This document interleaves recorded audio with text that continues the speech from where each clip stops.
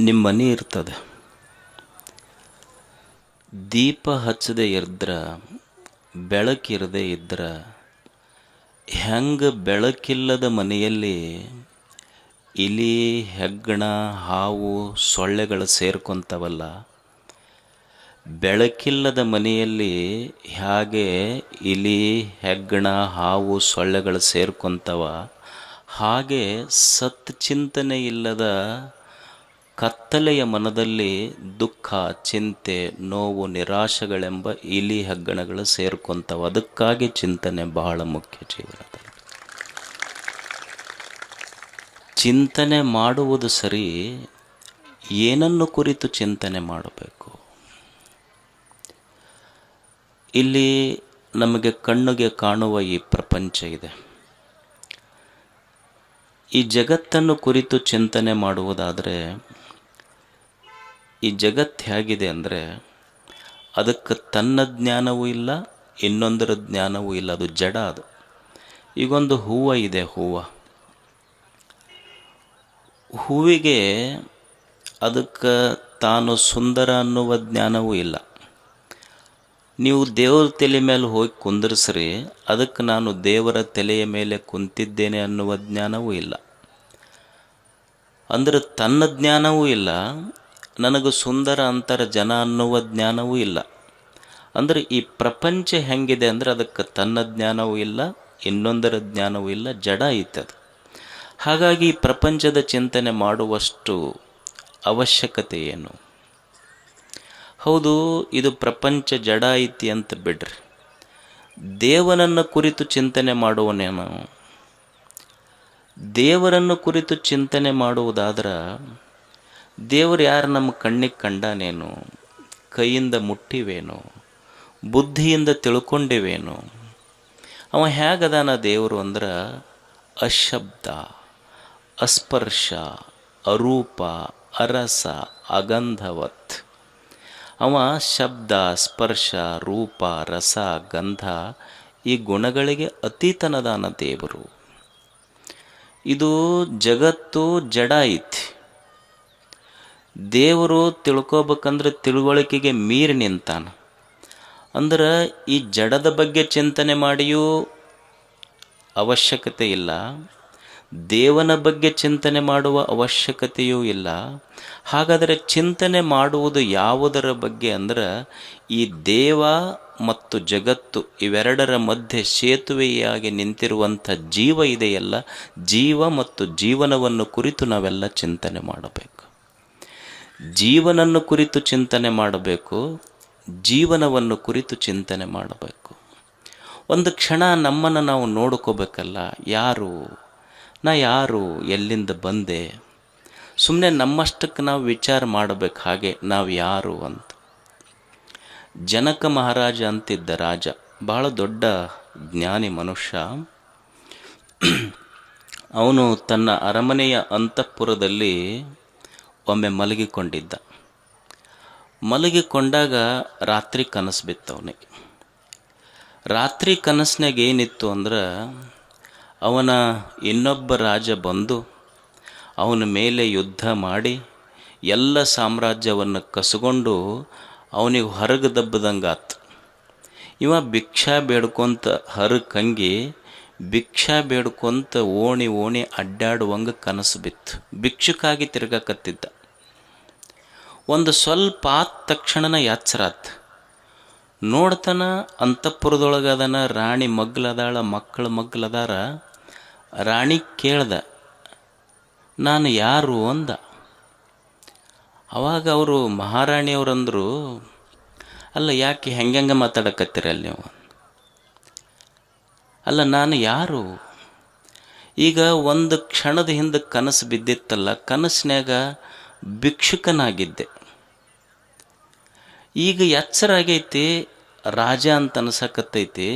ನಾನು ಭಿಕ್ಷುಕ ಅನ್ನುವುದು ಖರೇನೋ ಏನು ರಾಜನನ್ನುವುದು ಖರೇನೋ? ನಾ ಯಾರು ಅಂತ ಯಾವುದು ಖರೆ ಇದ್ರಾಗ? ನಾನು ಯಾರು? ನಾನು ಭಿಕ್ಷುಕನೋ ನಾನು ರಾಜನೋ ಅಂತ.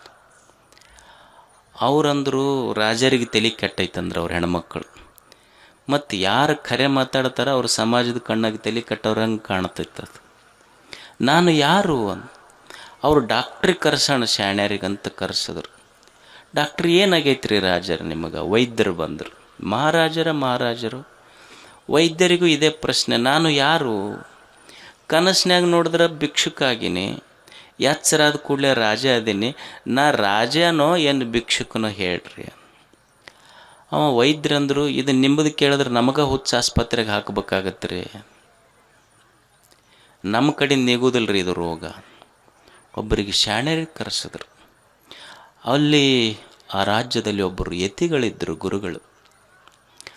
ಗುರುಗಳನ್ನು ಕರೆಸಿ ಗುರುಗಳಿಗೆ ತೋರಿಸಿದ್ರು. ರಾಜ ನಿಂದೇನಪ್ಪ ಹೇಳು. ಆವಾಗ ಗುರುಗಳಿಗೆ ರಾಜ ಹೇಳಿದ, ಜನಕ ಮಹಾರಾಜ, ಏನಿಲ್ಲ ಗುರುಗಳೇ, ನನಗೆ ಕೆಲವು ಕ್ಷಣದ ಹಿಂದೆ ಕನಸು ಬಿದ್ದಿತ್ತು. ಕನಸಿನಾಗ ನಾನು ಭಿಕ್ಷುಕನಾಗಿದ್ದೆ. ಈಗ ಎಚ್ಚರಾಗೈತಿ, ಅಂತಃಪುರ ಸಾಮ್ರಾಜ್ಯ ಎಲ್ಲ ಐತಿ, ರಾಜನಾಗಿನಿ. ನನಗೇನು ಕನ್ಫ್ಯೂಷನ್ ಅಂದ್ರೆ ನನಗೆ ನಾನು ಭಿಕ್ಷುಕನೋ ನಾನು ರಾಜನೋ ಅನ್ನೋದು ಹೇಳ್ರಿ ಅಷ್ಟೇ. ಅವಾಗ ಗುರುಗಳು ಹೇಳಿದ್ರು, ನೋಡು, ಕನಸು ಬಿದ್ದೈತಿ. ಕನಸು ಬಿದ್ದಾಗ ಭಿಕ್ಷುಕ ಅಂತ ಕನಸು ಬಿದ್ದೈತಿ ನಿನಗೆ. ಎಚ್ಚರಾದಾಗ ರಾಜ ಅದೇ. ನೀ ಯಾರು ಅಂದ್ರೆ ಕನಸು ಬಿದ್ದಾಗ ರಾಜ ಅನ್ನೋದು ಸುಳ್ಳ, ಎಚ್ಚರಾದಾಗ ಭಿಕ್ಷುಕ ಅನ್ನೋದು ಸುಳ್ಳ.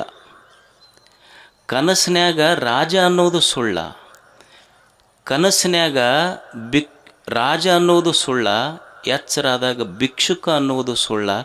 ರಾಜನೂ ಬರ್ತಾನ ಹೋಗ್ತಾನ, ಭಿಕ್ಷುಕನೂ ಬರ್ತಾನ ಹೋಗ್ತಾನ.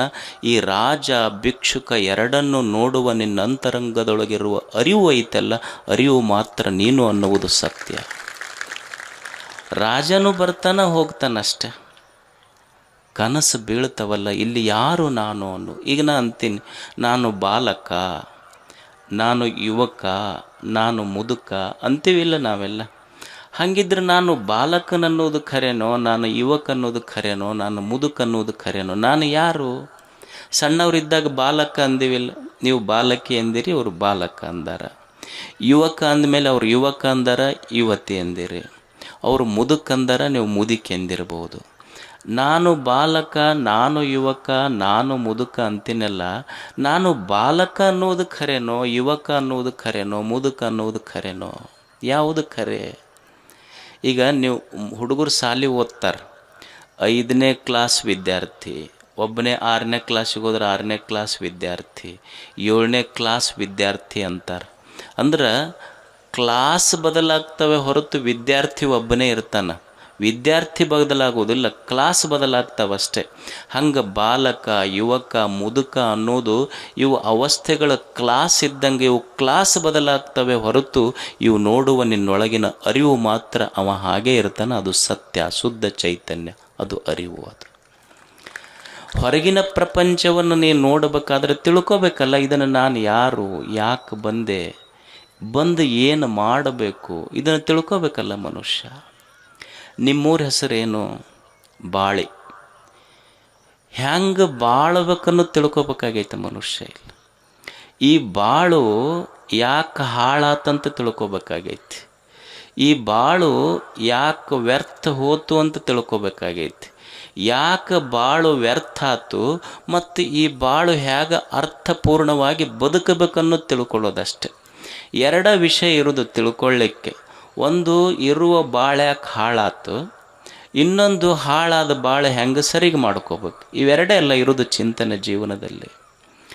ನೀವು ಮೊಬೈಲ್ ತೆಗಿತೀರಿ, ಮೊಬೈಲ್ನೊಳಗೆ ಗೂಗಲ್ ತೆಗೆದುಬಿಟ್ರೆ ನಿಮಗೆಲ್ಲ ತೋರಿಸ್ತೈತಿ, ಇಡೀ ಜಗತ್ತ ತೋರಿಸ್ತೈತಿ. ಅದು ಒಂದು ಬಿಟ್ಟು ನಿಮ್ಮ ಗೂಗಲ್ ನಿನ್ನ ಹೊರಗಿಂದೆಲ್ಲ ಪ್ರಪಂಚ ತೋರಿಸ್ತೈತಿ, ಆದರೆ ನಿನ್ನೊಳಗಿನ ನಾನು ಯಾರು ಅನ್ನೋದು ಗೂಗಲ್ ತೋರಿಸೋದಿಲ್ಲ. ನಿನ್ನೊಳಗಿನ ನೀನು ತೋರಿಸಬೇಕಾದ್ರೆ ಗೂಗಲ್ ಅವಶ್ಯಕತೆ ಇಲ್ಲ, ಒಬ್ಬ ಗುರುವಿನ ಅವಶ್ಯಕತೆ ಇರ್ತೈತಿ. ಗುರು ಇದ್ದಾಗ ಮಾತ್ರ ತೋರಿಸ್ತೈತಿ. ಪ್ರಪಂಚ ತಿಳ್ಕೋಬೇಕಾದ್ರೆ ಗೂಗಲ್ ಬೇಕು, ನಿನ್ನ ಒಳಗಿಂದ ತಿಳ್ಕೋಬೇಕಾದ್ರೆ ಒಬ್ಬ ಗುರು ಬೇಕಾಗ್ತೈತಿ. ಇದಕ್ಕೆ ಈ ಬಾಳು ಇದರ ಬಗ್ಗೆ ಚಿಂತನೆಯನ್ನು ಮಾಡಿದ್ರು. ಇದರ ಬಗ್ಗೆ ತಿಳ್ಕೊಳ್ಳಾರ್ದೆ ಬದುಕಿದ್ವಿ ಅಂದ್ರೆ ಬದುಕು ಕೆಡ್ತೈತಿ. ಬಾಳಿನ ಬಗ್ಗೆ ಚಿಂತನೆ ಇಲ್ಲದೆ ಬದುಕಿದ್ರೆ ಈ ಬಾಳು ಏನಾಗ್ತೈತಿ, ವ್ಯರ್ಥ ಆಗ್ತೈತಿ, ಅಷ್ಟೇ ಹಾಳಾಗ್ತೈತಿ ಇದು. ಈಗ ನೀವೊಂದು ಗಾಡಿ ಓಡಿಸ್ತೀರಿ, ಗಾಡಿ ಓಡಿಸ್ಬೇಕಾದ್ರೆ ನಿಮಗೊಂದು ಕಾರ್ ಓಡಿಸ್ಬೇಕಾಗಿತ್ತು ಅಂದ್ರೆ ಕಾರ್ ನಡೆಸ್ಬೇಕು, ಕಾರ್ ಗಾಡಿ ಇರ್ತೈತಿ. ಕಾರ್ ಗಾಡಿ ನಡೆಸ್ಬೇಕಾದ್ರೆ ನಿಮಗೆ ಸ್ಟೇರಿಂಗ್ ಯಾವುದು, ಕ್ಲಚ್ ಯಾವುದು, ಬ್ರೇಕ್ ಯಾವುದು, ಎಕ್ಸಿಲೇಟ್ರ್ ಯಾವುದು, ಯಾವಾಗ ಏನೇನು ಒತ್ತಬೇಕು, ಹಂಪ್ಸ್ ಬಂದಾಗ ಬ್ರೇಕ್ ಹಾಕಬೇಕು ಏನು ಎಕ್ಸಿಲೇಟ್ರ್ ಒತ್ತಬೇಕು, ಇದ್ರ ಜ್ಞಾನ ಇರಬೇಕ ಇಲ್ಲ? ಇದ್ರ ಜ್ಞಾನ ಇದ್ರೆ ಗಾಡಿ ಓಡ್ಸಕ್ಕೆ ಬರ್ತೈತಿ. ಇದ್ರ ಜ್ಞಾನ ಇರದೇ ಇದ್ರೆ ಗಾಡಿ ಓಡ್ಸಕ್ಕೆ ಬರ್ತೈತಿ ಅನ್ನೋ ಅಂದ್ರೆ ಮತ್ತು ಅದಕ್ಕೊಂದು ಲೈಸೆನ್ಸ್ ಬೇಕು ನಿಮಗೆ. RTO ಹತ್ರ ಹೋಗ್ಬೇಕು, ಅವ್ರ RTO ಆಫೀಸರ್ ನಿಮಗೆ ಗಾಡಿ ಓಡ್ಸಕ್ಕೆ ಲೈಸೆನ್ಸ್ ಕೊಡ್ತಾರೆ. ಅಂದ್ರೆ ಸುಮ್ಮನೆ ಒಂದು ಗಾಡಿ ಓಡಿಸ್ಬೇಕಾದ್ರೆ ಲೈಸೆನ್ಸ್ ಬೇಕು, ಇಷ್ಟು 100 ವರ್ಷ ಈ ಬಾಡಿ ಓಡಿಸ್ಬೇಕಾದ್ರೆ ಲೈಸೆನ್ಸ್ ಇಲ್ಲಾರ್ದೆ ಹೆಂಗೆ ಓಡ್ಸಕ್ಕೆ ಸಾಧ್ಯ ಐತಿ ಹೇಳ್ರಿ? ಮತ್ತು ಗಾಡಿ ಓಡ್ಸಕ್ಕೆ ಲೈಸೆನ್ಸ್ ಕೊಟ್ಟಾರ, ಈ ಬಾಡಿ ಓಡ್ಸಕ್ಕೆ ದೇವರು ಲೈಸೆನ್ಸ್ ಕೊಟ್ಟಿಲ್ಲ. ನಿಮ್ಮ ಮ್ಯಾಲೆ ಭರವಸೆ ಇಟ್ಟು ಗಾಡಿ ಕೊಟ್ಟಾನ, ಇದೊಂದು ಬಾಡಿ ಬಿಟ್ಟಾನ ನಿಮಗಿದು ಅಂತ. ನಿಮಗೇನು ಲೈಸೆನ್ಸ್ ಕೊಟ್ಟಿಲ್ಲ, ನಿಮ್ಮ ಮೇಲೆ ಭರವಸೆ ಇಟ್ಟು ಇದೊಂದು ಬಾಡಿ ಅನ್ನುವ ಗಾಡಿ ಓಡಿಸಂತ ಕೊಟ್ಟಾನ ನಮಗೆಲ್ಲ ಕೊಟ್ಟಾನಲ್ಲಿ. ಇದು ಓಡಿಸ್ಬೇಕು. ಸುಮ್ಮನೆ ಹೊರಗೊಂದು ಸಣ್ಣ ಗಾಡಿ ಓಡಿಸ್ಬೇಕಾದ್ರೆ ಲೈಸೆನ್ಸ್ ಬೇಕಾ ಇಲ್ಲ? ನಿಮಗೆ ಹಿಡಿತಾರೆ ನಿಮಗೆ ಅವ್ರು ಲೈಸೆನ್ಸ್ ಇಲ್ಲಾರ್ದೆ ಓಡಿಸಿದ್ರೆ. ಒಬ್ಬ ಯಾವನ ಹುಡುಗ ಎಮ್ಮಿ ಮೇಲೆ ಕುಂತು ಮೇನ್ ರೋಡ್ನಾಗ ಬರ್ತಿದ್ನಂತ. ಪೊಲೀಸರು ಬಂದು ಸ್ಟಾಪ್ ಅಂದ್ರೆ ಅವರು ದಂಡ ಕಟ್ಟಂದ್ರು. ಅವ ಮೇನ್ ರೋಡ್ನಾಗ ಎಮ್ಮಿ ಮೇಲೆ ಹೊಡ್ಕೊಂಡು ಬಂದಿದ್ದವ, ಎಮ್ಮಿ ಮೇಲೆ ಕುಂತು ಮೇನ್ ರೋಡ್ನಾಗ ಬರಕತ್ತಿದ್ದ. ಪೊಲೀಸರು ದಂಡ ಕಟ್ಟಂದ್ರು. ಯಾಕ್ರಿ ಸರ್ ಅಂದವ. ಅವಾಗ ಅವ್ರಂದ್ರು ಹೆಲ್ಮೆಟ್ ಹಾಕಿಲ್ಲಲ್ಲ ನೀನಂತ. ಅಲ್ರಿ ಸರ್, ಕೆಳಗರೆ ನೋಡ್ರಿ, ಇದು 4 ವೀಲರ್ 2 ವೀಲರಿಗೆ ಅಷ್ಟೇ ಹೆಲ್ಮೆಟ್ ಹಾಕ್ತಾರೆ, ಇದು 4 ಗಾಡಿದಿದೆ, 4 ಗಾಲಿದೈತಿದು. ಅಂದ್ರೆ ಒಂದು ಸಣ್ಣ ಗಾಡಿ ಓಡಿಸ್ಬೇಕಾದ್ರೆ ಲೈಸೆನ್ಸ್ ಕೇಳ್ತಾರ. ಇದೊಂದು ಬಾಡಿ ಲೈಸೆನ್ಸ್ ಇಲ್ಲಾರ್ದ ಕೊಟ್ಟಾನಿಲ್ಲ ದೇವರ. ಮತ್ತು ನಿಮಗೆ ಗಾಡಿ ಓಡಿಸ್ಬೇಕಾದ್ರೆ ಗಾಡಿ ಸ್ಪೇರ್ ಪಾರ್ಟ್ಸ್ ಜ್ಞಾನ ಇರಬೇಕಿಲ್ಲ? ಇರದೇ ಇದ್ರೆ ಗಾಡಿ ಓಡ್ಸಕ್ಕೆ ಬರ್ತೈತೇನು? ಸ್ಟೇರಿಂಗು, ಬ್ರೇಕು, ಎಕ್ಸಿಲೇಟ್ರ್ ಎಲ್ಲ ಬೇಕಲ್ಲ. ಗೊತ್ತಿರಲಿಲ್ಲ ಅಂದ್ರೆ ಏನಾಗ್ತೈತಿ? ಒಬ್ಬ ಡ್ರೈವರ್ ಬಸ್ನಾಗ ಒಬ್ಬ ಮನುಷ್ಯ ಹತ್ತದ, ಅವನಿಗೇನು ಅದ್ರ ಬಗ್ಗೆ ಜ್ಞಾನ ಇರಲಿಲ್ಲ. ಡ್ರೈವರ್ ಒಂದು ಹಳ್ಳಿಯಿಂದ ಸಿಟಿಗೆ ತೊಗೊಂಡು ಹೊಂಟಿದ್ದ. ಅವ ಫಸ್ಟ್ ಗೇರು, ಸೆಕೆಂಡ್ ಗೇರು, ಥರ್ಡ್ ಗೇರು ಹಾಕುವಂತ ಗಾಡಿ ಹೊಡಿತಿದ್ದ. ಅವ ಮುಂದಕ್ಕೆ ಮಗ್ಲ ಸರಿಸ್ತಿದ್ದ. ಅದು ಸಿಟಿ ಮುಟ್ಟಿದ ತಕ್ಷಣ ಅವ ಸ್ವಲ್ಪ ನಾಷ್ಟಕ್ಕೆ ಹೋದವ ಡ್ರೈವರ್. ಹೋಗಿ ಬರೋದ್ರಾಗ ಇವ ಗೇರ್ ಬಾಕ್ಸಾಗ ಕಿತ್ತಿಟ್ಟಿದ್ದಿವ. ಅವ ಡ್ರೈವರ್ ಕೇಳ್ದ ಬಂದ ಕೂಡಲೇ, ಇದ್ಯಾಕೆ ಕಿತ್ತೀಯೋ ಅಂತ. ಅಲ್ಲ, ನಮ್ಮ ಊರು ಬಿಟ್ಟಾಗಿಂದ ನೋಡಕತ್ತೀನಿ ನಾನು, ಮುಂದಕ್ಕೆ ಮಾಡಿ ಕಿತ್ತಕ್ಕೆ ಪ್ರಯತ್ನ ಮಾಡಿದ್ದೆ, ಇಷ್ಟು ಸರಳ ಐತಿ, ಕಿತ್ತಿಟ್ಟಿನಿ ನೋಡು, ಮತ್ತೆ ಯಾಕೆ ಇದನ್ನು ಮುಂದೇನು ಕಿತ್ತದಂದವ. ಅಂದ್ರೆ ಒಂದು ಸಣ್ಣ ಗಾಡಿ ಓಡಿಸ್ಬೇಕಾದ್ರೆ ಗಾಡಿ ಜ್ಞಾನ ಬೇಕು, ಲೈಸೆನ್ಸ್ ಬೇಕು. ಇದು ಬಾಡಿ ಓಡಿಸ್ಬೇಕಾದ್ರೆ ಇದ್ರದ್ದು ಜ್ಞಾನ, ಲೈಸೆನ್ಸ್ ಇಲ್ಲಾರ್ದೆ ದೇವ್ರು ನಮಗಿದನ್ನು ಕೊಟ್ಟಾನ. ಇದರ ಬಗ್ಗೆ ಮನುಷ್ಯನಿಗೆ ಜ್ಞಾನ ಇರಬೇಕು. ಈ ಬಾಳು ಇದೆಯಲ್ಲ, ಈ ಬಾಳು ಹೆಂಗಿರಬೇಕು? ಈ ಬಾಳು ರೋಧಿಸಲಿಕ್ಕಲ್ಲ, ಸಾಧಿಸಲಿಕ್ಕೆ ಇರಬೇಕು. ಎದಕ್ಕೆ? ರೋಧಿಸ್ಲಿಕ್ಕಲ್ಲ, ಸಾಧಿಸಲಿಕ್ಕೆ ಇರಬೇಕು. ಈ ಬಾಳು ಸಂಕಟ ಪಡಲಿಕ್ಕಲ್ಲ, ಸಂಭ್ರಮಿಸಲಿಕ್ಕೆ ಇರಬೇಕು. ಮನುಷ್ಯ ಎರಡನ್ನು ಎಂದೂ ಮರಿಬಾರ್ದು. ಏನು ಅಂದ್ರೆ, ನಮ್ಮ ತಟ್ಟೆಯೊಳಗೆ ಬಿದ್ದ ಅನ್ನದ ಕಣ, ದೇವರು ಕೊಟ್ಟ ಆನಂದದ ಕ್ಷಣ, ಇವೆನ್ನೂ ವ್ಯರ್ಥ ಮಾಡಲಾರ್ದಂಗೆ ಬದುಕೋದೇ ನಿಜವಾದ ಜೀವನ. ಅನ್ನದ ಕಣ, ಬದುಕಿನ ಆನಂದದ ಕ್ಷಣ, ಇವೆರಡನ್ನು ಮನುಷ್ಯ ಎಂದೂ ವ್ಯರ್ಥಗೊಳಿಸಬಾರದು. ವ್ಯರ್ಥಗೊಳಿಸದಂತೆ ಮನುಷ್ಯ ಬದುಕಬೇಕು.